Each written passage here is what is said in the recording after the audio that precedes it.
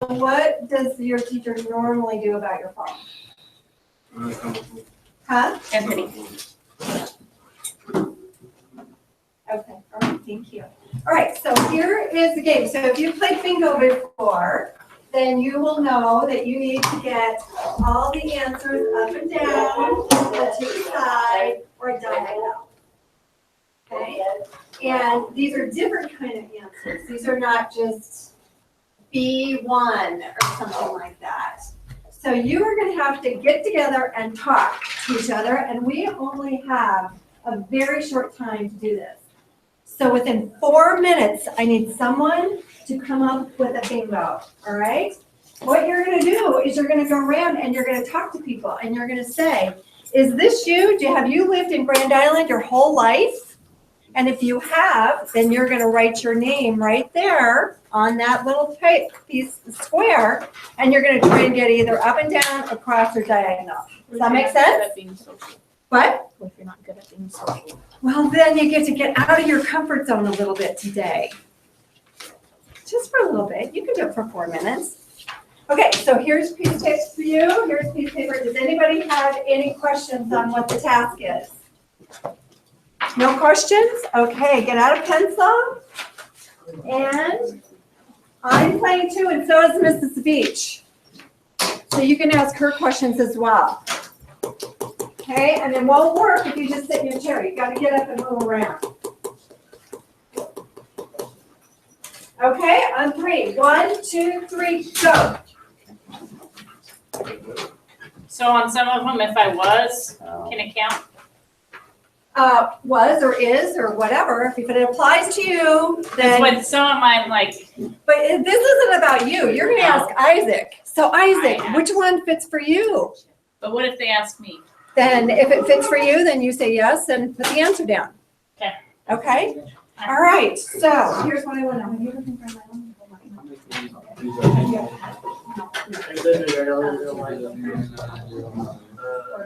Yeah. Okay. Do you like sushi? Do I write my name down? Yeah. No, Okay. no, that's what you do. Is You write on mine. You write it.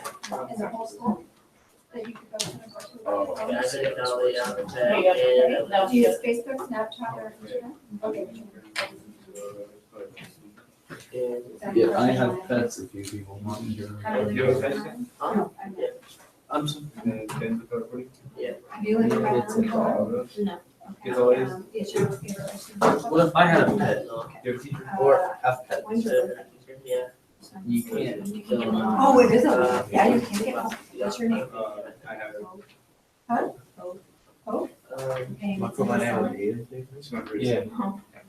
I wish. That's what you're looking for, is number. What kind of questions are these? Wait. That's your favorite. Wait, we can only use the name once or I guess you can use You it can as go many as many times. times as you want, you gotta move around a little bit. Yeah, when's your birthday? No. Yo, I got a big. Favorite ice cream chocolate? You did? You passing everything green? All right, Eric. You know that. Angel? No. Looking forward to summer. No. Not right now. Okay, what did you get? Because you're gonna have to report out. Did you get any? I've never been to California. Well, you get a freebie. Who likes sushi?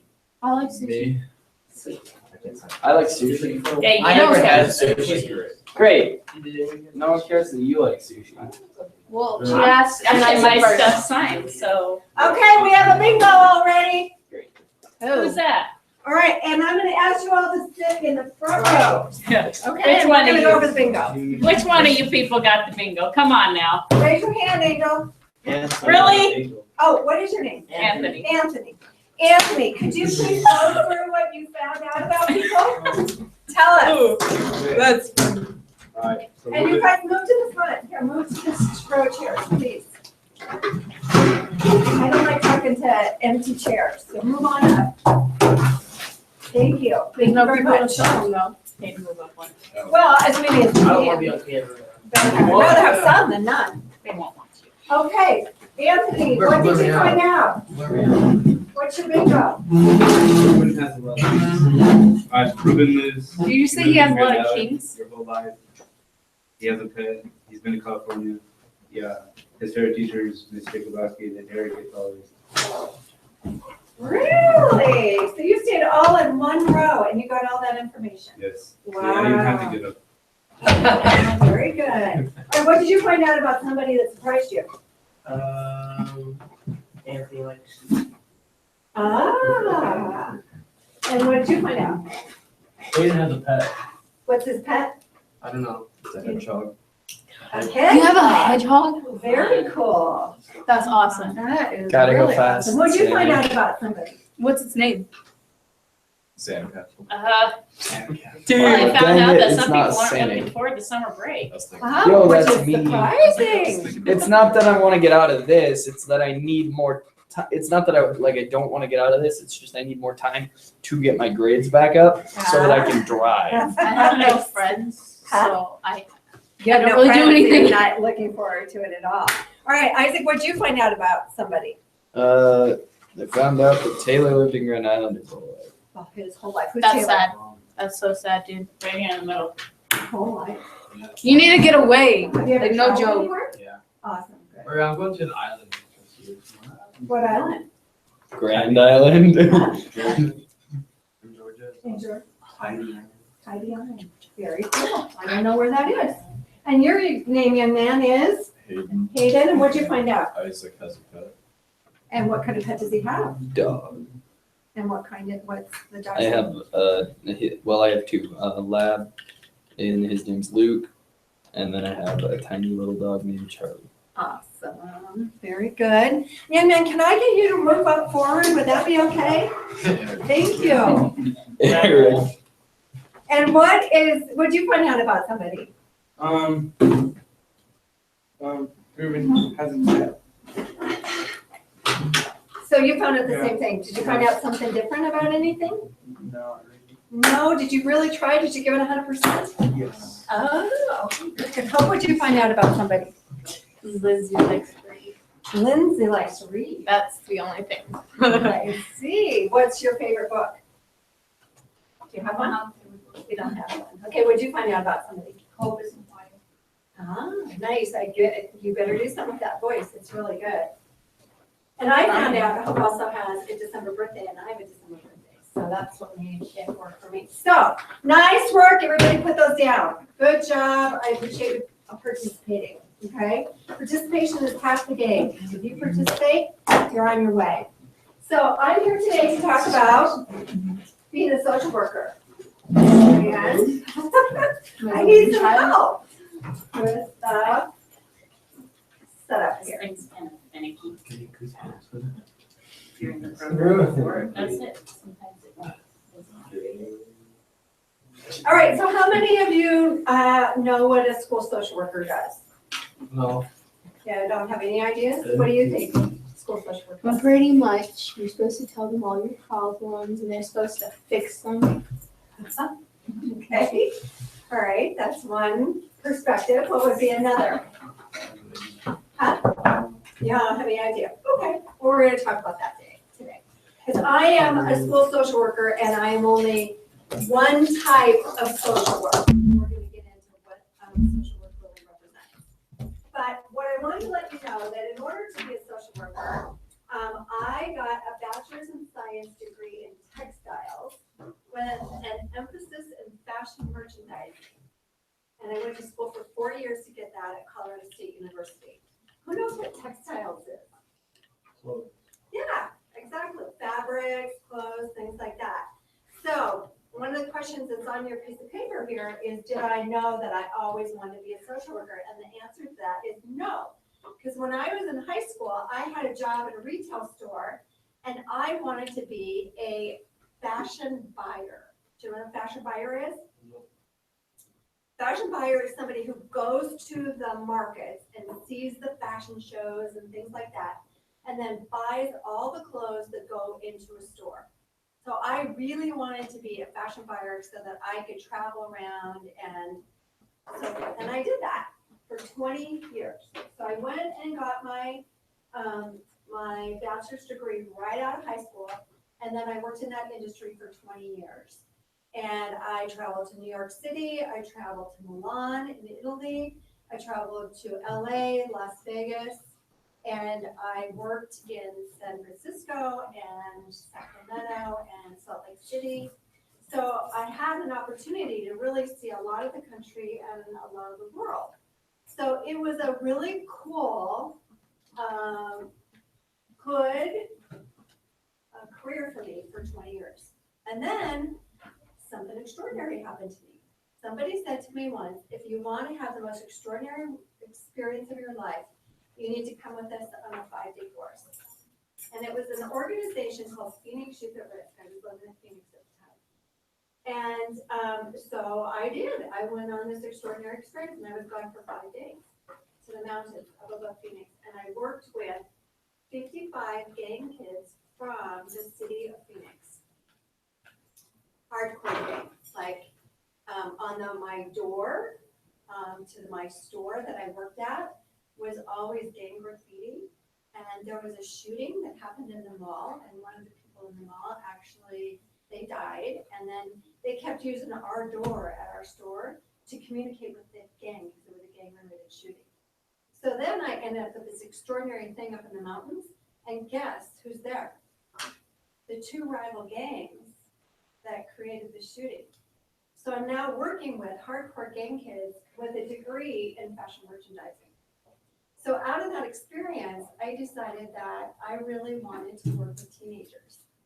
And then I started my own nonprofit organization that was called Colorado Youth at Risk, and it still exists today. And I worked there for 20 years.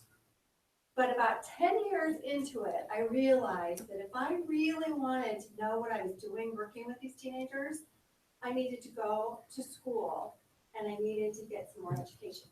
So I went back and I got my master's in social work, and it took me 4 years because I went part-time. And so I was, this is important for you guys to know because this could be you someday. It took me 20 years to go back and get my master's degree after I finished my undergrad. Some people now get their undergrad and then go on to their master's, but I went ahead and went back to school after 20 years. By now, I have a baby, I have a mom in a nursing home, I have a part-time job, and I'm now gonna go back to school, and I have a husband and family, and I'm now gonna go back to school and get my degree. So it took me 4 years rather than 2 years because I had all this going on. And I'm telling you that because you never know when you're gonna need to go back to school to get more education. And you never know what's gonna be on your plate. So don't stop yourself just because you get, busy.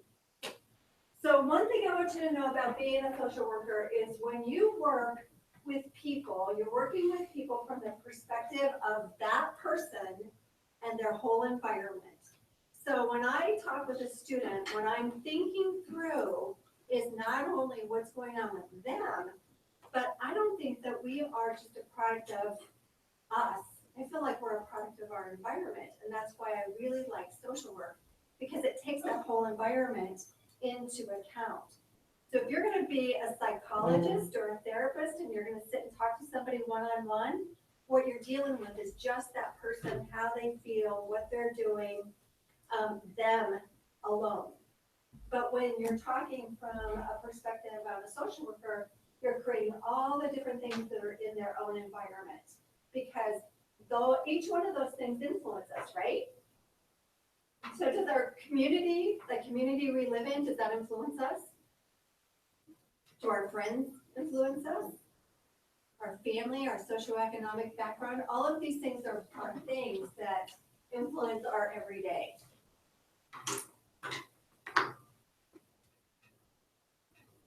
So social work is really an umbrella term.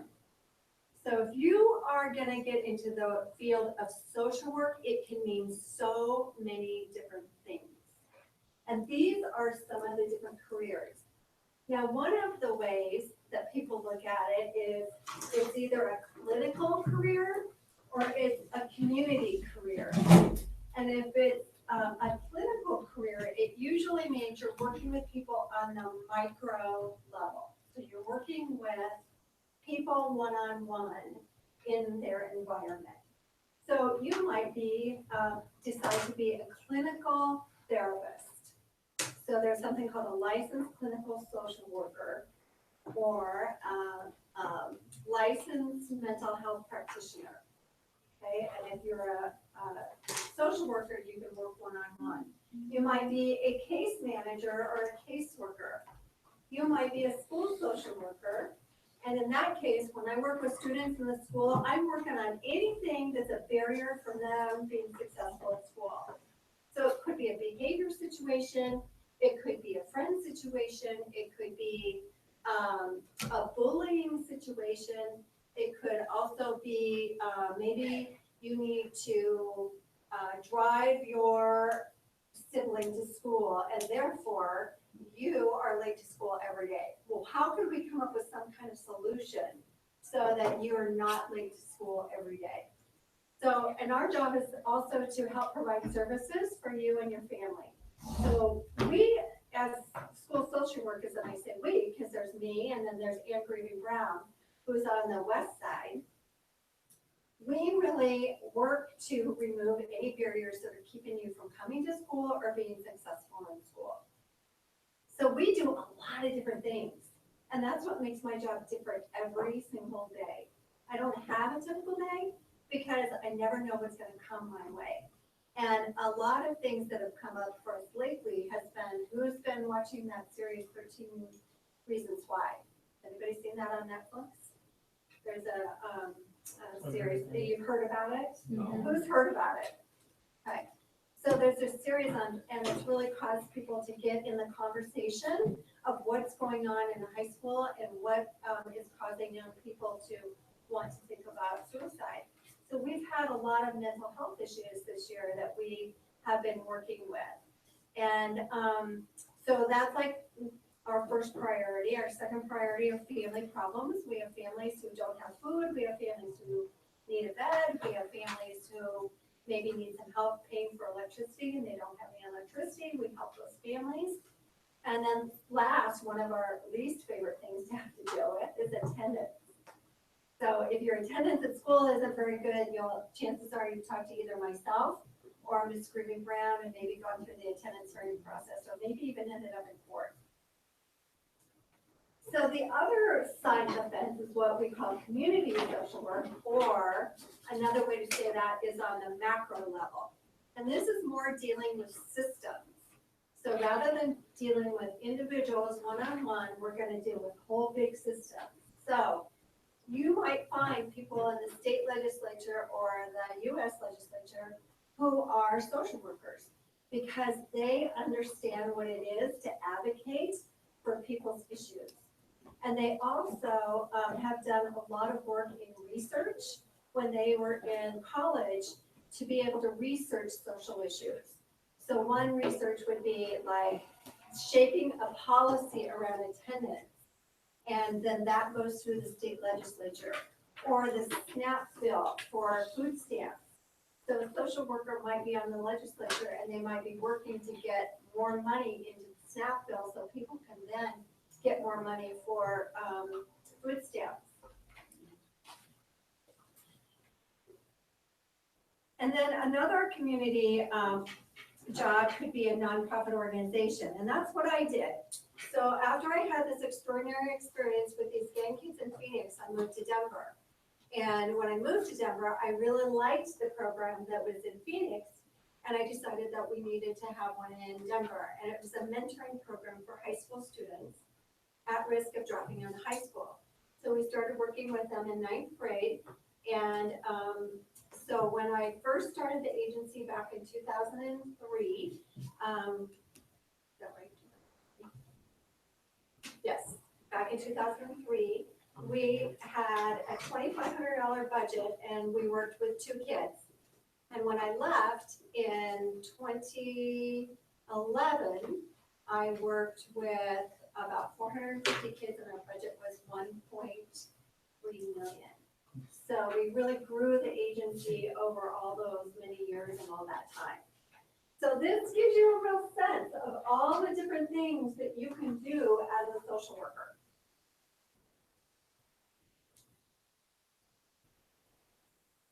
Now, if I were to say there's one thing that is essential for being a social worker, If you want to be successful, it is having passion for people. If you're one of those people that really doesn't like people or doesn't really like interacting with people or would rather sit and work on numbers in an accounting job or would rather just work with people over the phone, you probably wouldn't enjoy social work because social work is really about getting out there and being with people. So that's why I had to do that exercise to start, because you have to be willing to walk into any situation and get to know who they are right off the bat and be able to get in a relationship and connect with them. Because if you're gonna now turn around and talk to us, the social workers, and with your most trusted secrets, then you're gonna want to be able to have that person to be able to get in a relationship with you really easily. So not only do you need to have passion for people, but you have to have passion for all kinds of people. So it's really important for you to be able to suspend your judgments. Now, do you think we can not judge people? You think that's possible? Well, as human beings, we're gonna judge. We're judging machines. And so when I walked in, I'm sure you had a judgment about me. She's too old, she's got an ugly green shirt, she's too fat, she's too thin, she's too blah, blah, blah, whatever, red hair. I've never talked to someone with red hair. So, I'm sure you had your judgment. Just like I had my judgments about you. What kind of teens are these going to be in this class? But it's not about judging or not judging. It's about noticing what you do with your judgment. So rather than letting my judgment get in the way of how I interact with you, my judgments get suspended and set to the side. And my job is to get in a relationship with you.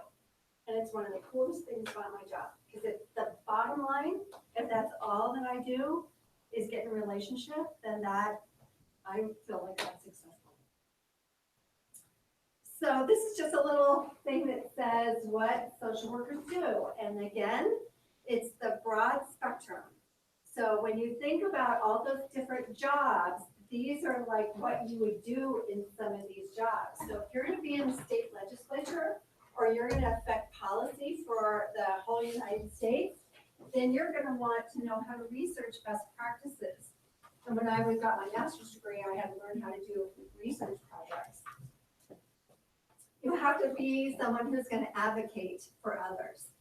So one of the things that guides us as social workers, we have a national organization called NASW, National Association of Social Workers. And if you go to the website, you can find our code of ethics. So there's a whole code of ethics in there that tells us how we need to be with people. So, and one has to do with judgments. You have to be willing to advocate for all people. So I can't just say, well, I'm only going to work with the students who get A's and go to school all the time. Or I'm just going to work with students who are all on probation. My job is to be able to work with all students in the whole school. And so these are some of the things that we do in our job here as social workers in the school. And then these are some of the things that social workers in other positions might do. And so then I thought I would show you this is a really good resource for you. And what's good about it is, is that going to work? I don't know how to do that. What's good about it is that there's a whole thing here about what social workers do, who we work with, all kinds of statistics, and why social work is a good profession, and what happens in social work across the United States. And so I want to make sure that you end up with this. Oh, and then this is how much we can make. So a bachelor's degree, or a master's or a doctorate, depending on the position. The average pay is around $53,000 a year.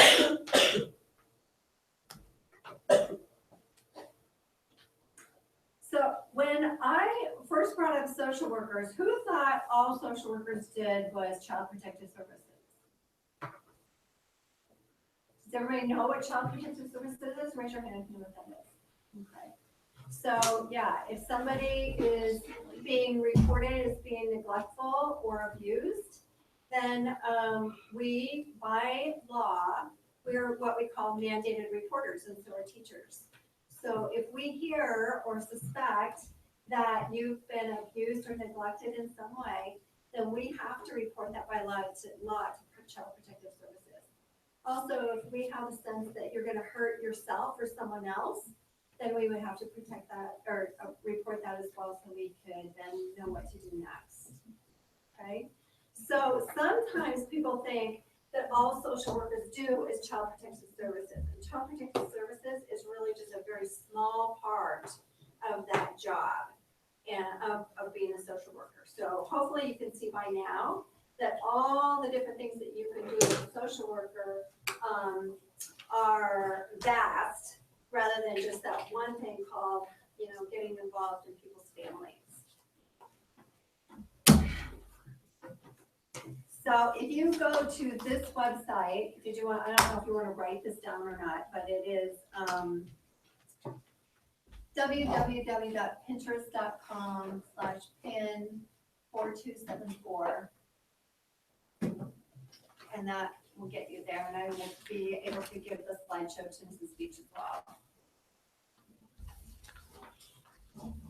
Okay, is there something I should do to make it go back out? Yeah, like that. Okay. All right, and then again, these are all the things that a social worker either does or stands for doing. So we hopefully, if someone comes and talks to us because they're having a hard day, that they are then inspired to go back to class and have a better day. Hopefully you like, again, working with people. Hopefully that you're gonna be making a difference. And I have to say that is like the one thing I love being with people, and I love making a difference with people. So I may not make the most money in the whole world, but what I do feel good about is the fact that I make a difference with others every day. And one of the reasons I got into working with teenagers was because when I was a teenager, I didn't feel like I had the ability or the self-esteem to be able to advocate for myself. And I wish I would have been able to do that when I look back to my high school years. And so what I hope happens that you guys get out of being in high school is that you learn how to use your voice and really be able to advocate for yourself going forward. So that's what I like to work with teens on, is being able to use your voice. All right, so I have a little video that we're gonna watch. Miss Bennett, you rock. Thank you. All right, so I hope it works. What happens again? You go to skip. Thank you.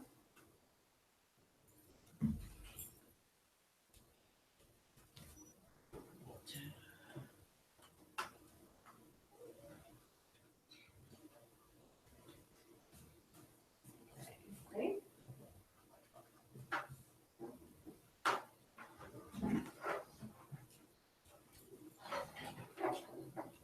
Oh, check that big, there's a plug in that someone took out, that big blanket, yep.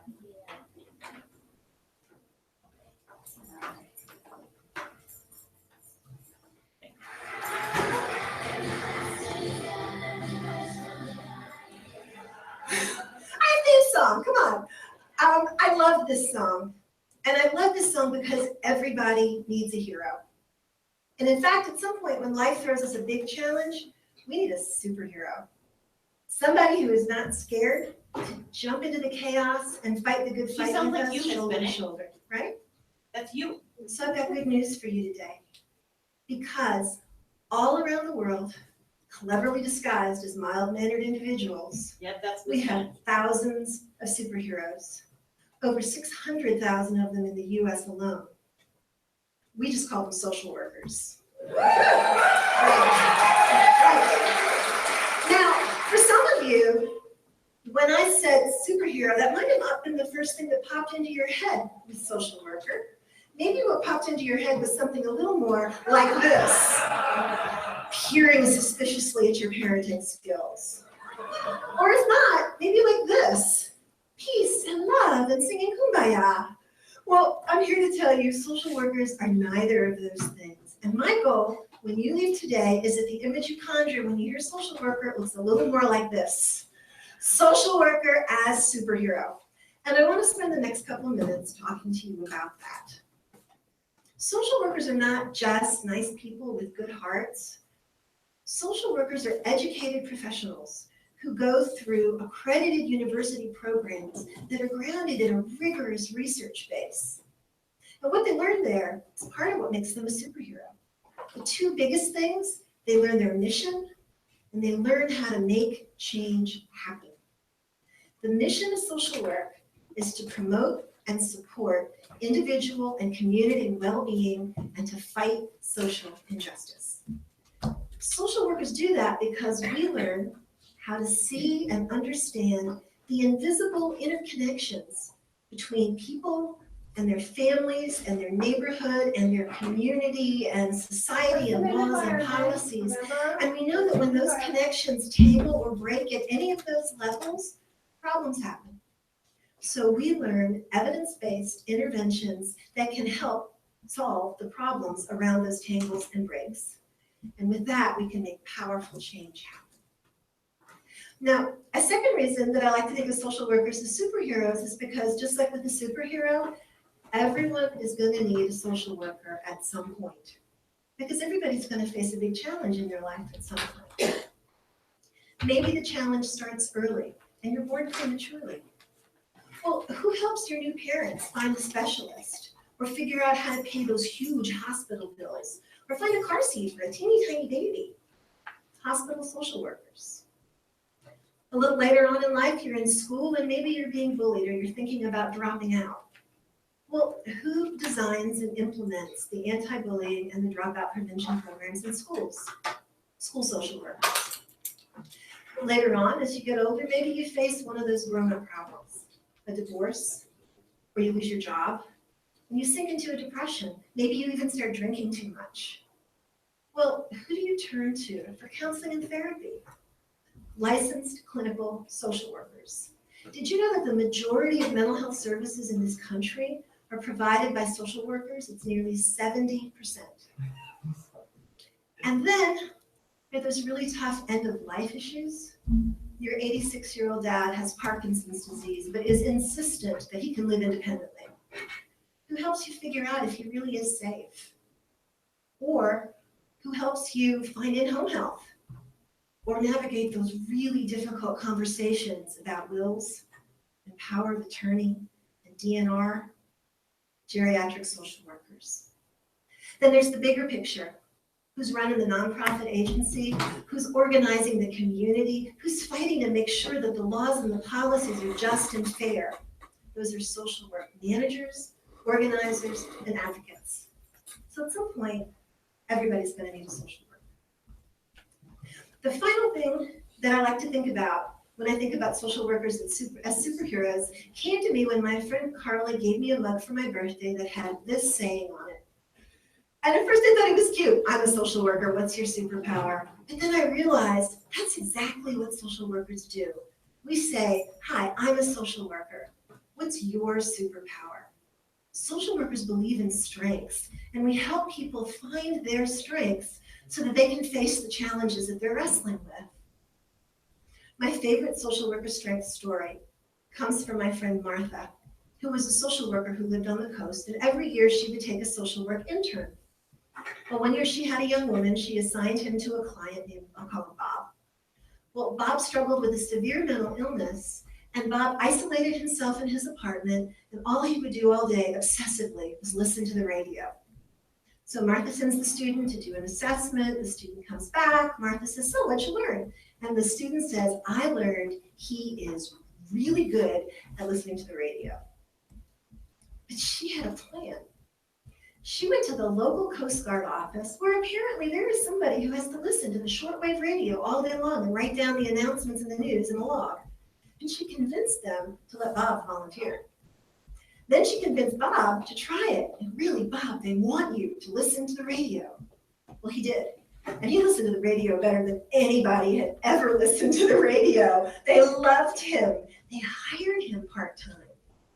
So then Bob said, okay, I have a little bit of money. I'm getting out of the house a little bit. I'd like to try eating out. I haven't done that in years, but I'm scared to do it alone. Would you meet me at the local diner? So the student says, yeah. And the next day she gets there, but she gets there early and she sits on the far side of the diner so that when Bob comes in, she hollers across the diner, Bob, what'd you hear on the radio? Bob hollers back, all the news. Well, they do this a couple of times a week for several weeks, so every local in the diner knows that if you want to know what's going on, you ask Bob. And Martha swears that by the end, it was like that scene in Cheers when Norm walks in. You know, it's like, Bob! So Bob has a job and money and friends, and it all happened because the social worker tapped into his superpower of radio listening. So, my final thought for you today is this. As I've said before, everyone at some point is going to need a social worker. When that happens to you, don't worry, don't be embarrassed. Go find one. I promise you, they will be a superhero. And better yet, they will help you find your superpower so that you can work through whatever life is throwing your way. Thank you very much.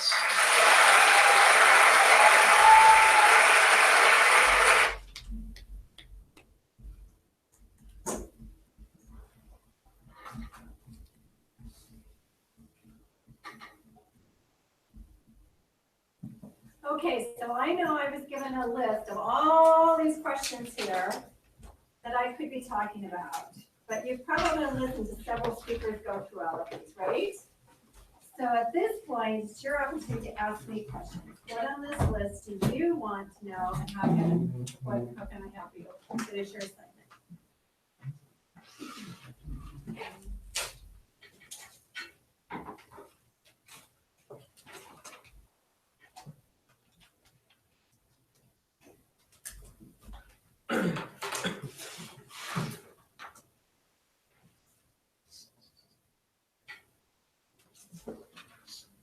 Questions at all? If you, You have a list of them here, right? if you have I a think Chris person, answered most of You them. have them all Yeah. answered from what I said? Okay, we did with Hope. What was your question? if you have a student that doesn't really know how to say what they feel, how do you like help them say what they feel? That's a really good question. Well, I happen to believe that part of being in a relationship with a student is just how I'm being. So that when you come to my office, you feel like it's a safe place for you to be and be able to say whatever you want to say. And I will work hard to, and I know Ms. Green-Brown does these same things too. Work hard to get a relationship with you. And then by asking some questions, we'll start to explore what's on your mind. And it's interesting to see, some students think they're coming in to talk about X, and they end up talking about Y. Because I always say, what we think we're upset about is not what we're really upset about. That's just what's on the surface. But what we're really upset about is something else a lot deeper.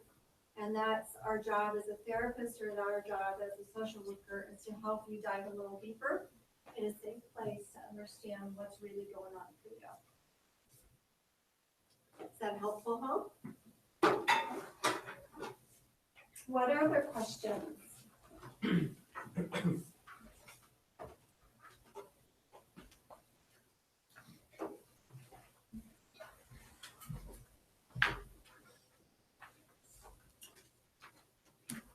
No other questions? Well, let me tell you, I have been, so I did Colorado Youth at Risk for 20 years. And then I have done this for 4 years. And so I've spent a lot of time working with a lot of teenagers over a lot of years. And I wouldn't trade it for anything in the world. Because I really believe the fact that teenagers are our future. And like how you go is how our future is going to go. So if you're getting what you need, then our future is going to look bright. If you're not getting what you need, then I'm going to help you have that voice to advocate for yourself. And that's what any other social worker would help you do. Okay, anything else? All right, I'm done. Let's do 3 on 3. 1, 2, 3. All right, that's fun. I didn't know what that was. That's our way of Yes. celebrating.